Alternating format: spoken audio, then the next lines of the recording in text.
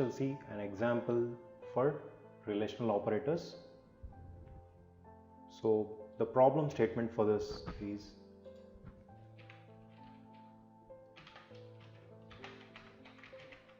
problem statement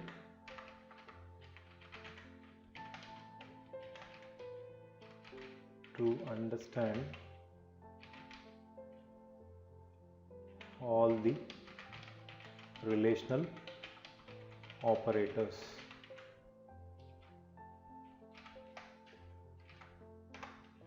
So the different relational operators which are there are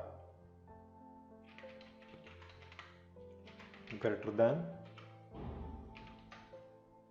which is denoted by sign greater than sign, less than,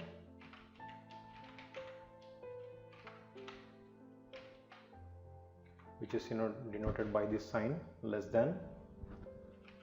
Next we have greater than or equal to.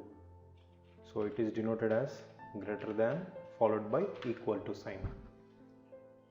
The next one, less than or equal to.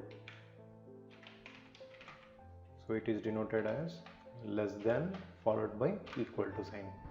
As we are reading in English, the same way we need to write this notation. For example, greater than. So the first sign will be greater than followed by equal to. So here we are saying or.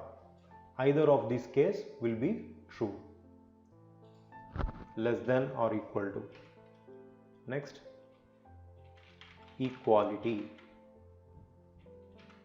Equality double equal to sign, which means we are just comparing the left hand side content and right hand side content. If both are same, then this will be true, else it will be false. Then the last one is not equal. So not equal is denoted as exclamatory followed by equal to. So this is how the notations for relational operators are given. The only thing you need to remember over here is the result of the relational operators will be either true or false, but not both. So here true will be indicated by, true is indicated by 1, whereas false is indicated by, false is indicated by 0. So this is how the result will be given depending upon the input given by the user. Now let us write a program and understand how you are going to get this result, which is either true or false depending upon the input. So hash include stdio.h int main. So here I am directly writing printf. I am just writing this percentile. If I am using integer, I am going to write percentile d. If I want to just check the result, I will be using also percentile d, because the result is either true or false, which will be denoted by 1 or 0. Now let us see the example. A equal to or A equal to percentile d followed by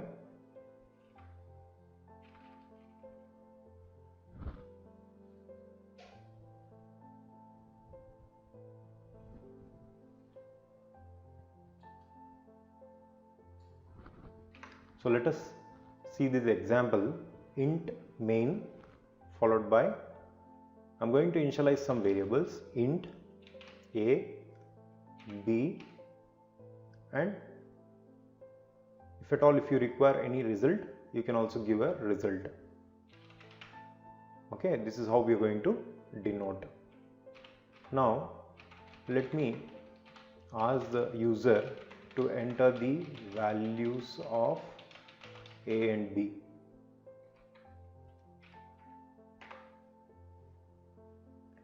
So as part of this relational operators, we are just comparing between the two operands A and B. So here I am reading the values of A and B. I am reading the values of A and B as address of A, comma, address of B. So this is how we are going to read the values of A and B. Now, if I am giving result equal to A greater than B, A result A greater than B, so I am printing this result immediately, right?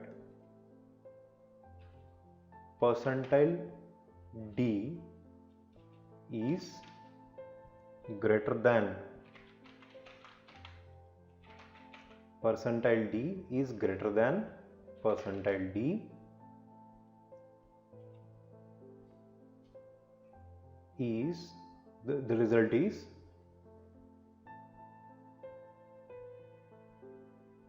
percentile D is greater than percentile D, whether it is true or false. The result is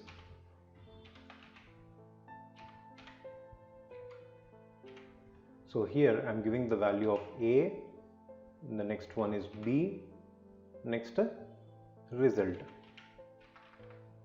B followed by result. So we will be understanding for this first, then we can look into details. If A value is greater than B, then the result will be 1. If A is less than B, then the result will be 0. Now let us execute this code and check. So I am giving the first true condition, that is A is greater than B, that is 100 is the A value and B value is 50. 100 is greater than 50, condition is true, then I should get the result as 1. 100 is greater than 50, the result is 1. Why we are getting 1 is because it is true. Similarly, let me execute with another test case where the condition is failed. I am giving A value as 50, now B value is 100. Now 50 is greater than 100, 50 is greater than 100, the result is false. So we need to get 50 is greater than 100, the result is 0, which means false. The result is false. Similarly, we will be seeing for all the remaining relational operators, result equal to A less than B. Next, immediately we need to print it because we are updating the value of result. So percentile D is less than percentile D and the result is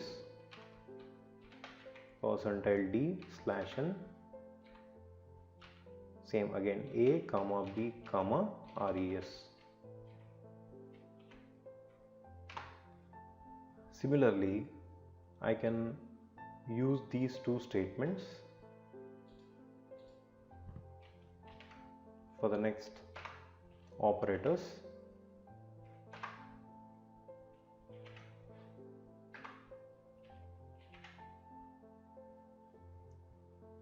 So here A less than B, next A greater than or equal to, A greater than or equal to.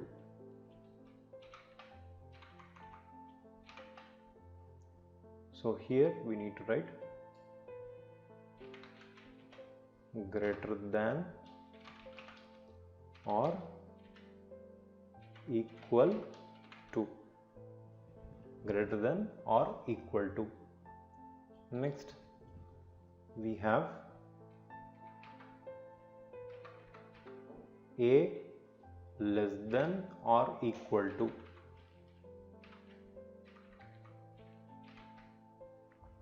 A less than or equal to. Next we have equality, that is double equal to sign. So whenever the both are equal, only then you are going to get the result as true, else you are going to get the result as false. Equality. The next one is not equal to. So not equal to sign, exclamatory followed by equal to.